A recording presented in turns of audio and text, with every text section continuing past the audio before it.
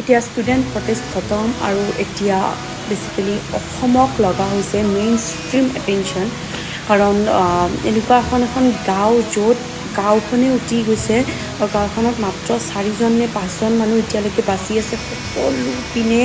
বানপানী মানে সকলো পিনে ডেড বডি বুলি শুনিছোঁ পোষ্ট এটা দিছে মই শ্বেয়াৰ কৰি দিবৰ চেষ্টা কৰিম যদি কোনোবা সঁচাকৈ এনেকুৱা হৈছে আপোনালোকে যাওক